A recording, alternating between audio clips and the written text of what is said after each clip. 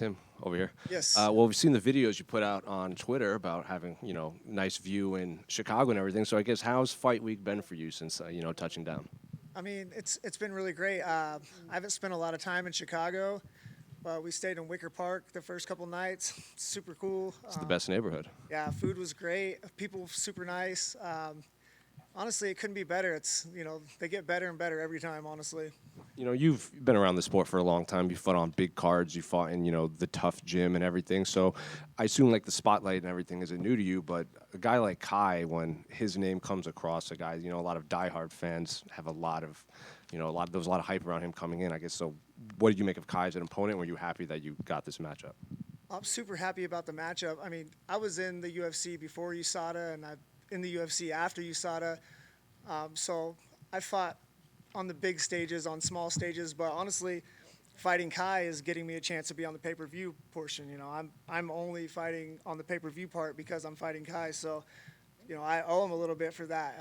I'm excited to be here, and I love that. But I've been around for a long time and rarely get a fight on a pay-per-view card. So, that's all him. That's all his doing. You seem like someone that's, you watch MMA outside of the UFC, or maybe you don't, but I guess, did you know much of Kai before he did sign? Because, champion in another promotion in your weight class specifically. I know a little bit about him. I know that he fought Hiramasa, who's a friend of mine, and we fought each other. And also, he fought my friend Juan Archuleta, who's cornered me in several fights. Cornered me when I fought Demetrius Johnson, one of my best friends. But I don't watch too much tape on guys anymore. It's kind of like a deterrent. When I watch my opponents, I only see the good things that they do, and when I watch myself, I only see the bad. So at this point in my career, I kind of just let my coaches do that. I like to watch the fights, but I try not to analyze anything because, I'm not a thinker, I'm a doer. I like to just go out and do, and if I put too much thought into it, it'll hinder me. So I know who he is, and I know he's a great athlete. I know he's a great fighter, but I've not watched too many of his fights, to be honest.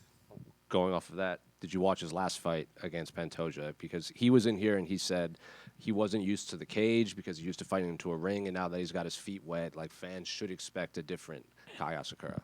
Yeah, man, I would imagine it's very different. I feel like I would be the same way if I was fighting in a ring. I expect him to be the best version of himself that there is, and it's totally different, I suppose. I've never been in a ring before, but I mean, it's going to take more than one. But he's a fighter. At the end of the day, he's really good at it. Where we're fighting and how we're fighting is not going to make too much of a difference. It's not going to win or lose either one of us to fight. And he got guillotined, I think. So I don't know how the cage has anything to do with that. Just last one for me. Normally when we see an American fighting someone of like Kai is very popular in Japan, and not just the Japanese fans, but like usually when it's someone fighting someone, like when you fought Mahayev, I assume there was a lot of Russian fans in your mentions and your DMs and everything. So I guess how have the Japanese MMA fans been treating you leading up to this one? They're completely different. I get a lot. The Russians, I don't think they like me very much, but the Japanese fans I think they're just, it kind of give me a new excitement into fighting to see fans that are just fans of fighting. They don't really care about anything else, just that you fight and that you want to fight and that you can put on a good fight. So many people nitpick about everything, like, oh, your hair or your style or this is boring or that, but I've got none of that dealing with the Japanese fans. Not only that, it's really made me want to go and visit the country and see it firsthand. And I even tried to get involved with a sumo match with Kai after this fight in Japan because I have some beach wrestling experience. I'm a beach wrestling national champion, and it's similar to sumo a little bit. So it's I don't know. It's cool to see fight fans that are fans of fighting, and that's it. Nothing else really matters because that's what we're doing here. That's all it is, really.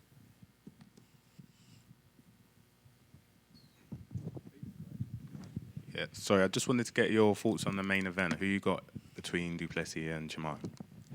Man, honestly, I keep going back and forth on it.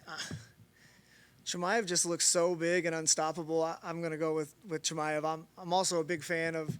He hasn't fought that many times, but every time that he's going to fight, I always kind of get excited to watch. But I mean, it's going to be a tough fight. It's very interesting and exciting. I don't really know. If I was betting Well, I don't know. I'm going to go Chimaev on that. I think he's just too big and too strong.